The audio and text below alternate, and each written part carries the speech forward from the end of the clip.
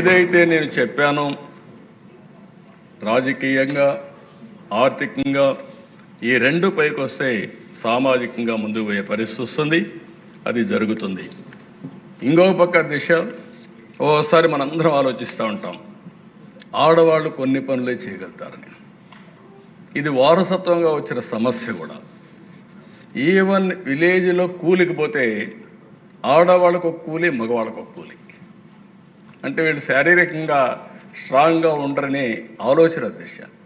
నేను మొన్న ఒక మాట చెప్పాను, మగవాళ్ళకంటూ కోప్పడద్దండి, ఇక్కడుండే మగవాళ్ళంతా కూడా ఇది కావాల్సిన పని లేదు, మగవాళ్ళ కంటే ఆడబిడ్డలు తెలివైన వాళ్ళని నేను ఒక స్టేట్మెంట్ ఇచ్చాను. కొంతమంది నన్ను అపోజ్ చేశారు, చాట్ జీపీటీని అడగమన్నాను. చాట్ జీపీటీ అడిగితే అది చెప్పింది ఏంటంటే, మగవాళ్ళకి లెఫ్ట్ బ్రెయిన్ పనిచేస్తుంది, ఆడబిడ్డలకి రైట్ బ్రెయిన్ పనిచేస్తుంది, రైట్కు లెఫ్ట్కి అంత తేడా ఉందని వాళ్ళే చెప్పే పరిస్థితికి వచ్చింది. అది ఏ ఫీల్డ్ అయినా చూడండి, ఆడబిడ్డలకు అప్పచెప్పిన బాధ్యత ఒక నమ్మకంగా చేస్తారు దిశ. అయితే ఒక ప్రాబ్లం కూడా మీరు చూస్తే, అమెరికా లాంటి దేశంలో కూడా ఇంకా మహిళలకు సమానత్వం లేదు దిశ. ఆ ఆలోచన విధానంలో మార్పు రావాల్సిన అవసరం ఉంది. నేను అందుకనే దిశ ఉమ్మడి రాష్ట్రంలోనే కండక్టర్లుగా, డ్రైవర్లుగా ఆర్టీసీ బస్సుల్లో మహిళలు పెట్టాను. మహిళలకు రిజర్వేషన్ కూడా పెట్టాం సీట్లు. అదే సమయంలో పెడితే చాలామంది మహిళలు డ్రైవర్గా రాలేదు, కానీ కండక్టర్లు మాత్రం వచ్చారు.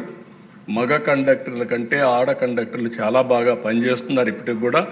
అది ఆ రోజు తీసుకున్న నిర్ణయం అని చెప్పి కూడా నేను మీకు తెలియజేస్తున్నా. ఇంకో పక్కన దిశ ఆస్తులన్నీ మహిళల పేరుతో ఇచ్చాం.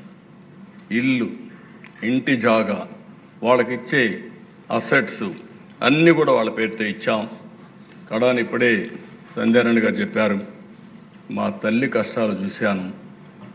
మహిళ వంట చేసిన తర్వాత బయట వస్తే ఆ పొగంతా కళ్ళల్లోకి పోయి, కడుపంతా కూడా పొగపోయి అనేక రకాలైన సమస్యలు వచ్చే పరిస్థితి వచ్చింది. అది చూసిన తర్వాత ఆనాటి ప్రధానమంత్రి వాజ్పేయి గారిని మెప్పించి 65 లక్షల గ్యాస్ కనెక్షన్లు దేశంలో మొట్టమొదటిసారిగా ఆడబిడ్డలకు ఇచ్చాం. అదొక చరిత్ర. రామ్ నాయక్ గారిని ఒక మంత్రి ఉండేవాడు, ఆయనపై నేను అడిగితే నీకు ఈ ఆలోచన ఎట్టు వచ్చింది, ఇప్పుడు ఎక్కడున్నాయన్నాడు.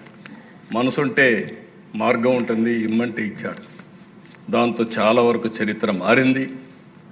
కట్టెలు పోయినాయి. అప్పుడు నేను చెప్పేవాళ్ళందరికీ, ఇప్పుడు గ్యాస్ కూడా ఇచ్చాను, మగవాళ్ళకి ఇబ్బంది లేదు, వంట చేయడం చాలా సులభం, గ్యాస్ వెలిగించి చేయొచ్చు. కాబట్టి ఆడబిడ్డలు డాక్రా సంఘాలుగా బయటపోతారు.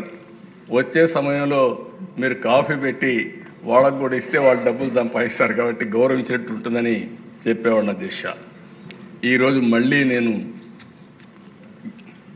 దీపం 2 కింద 3 సిలిండర్లు ఉచితంగా ఇచ్చే కార్యక్రమానికి ప్రభుత్వం శ్రీకారం చుట్టింది. అంటే ప్రభుత్వం ఇది ఒక చరిత్ర అని చెప్పి కూడా నేను మీకు తెలియజేస్తున్నా.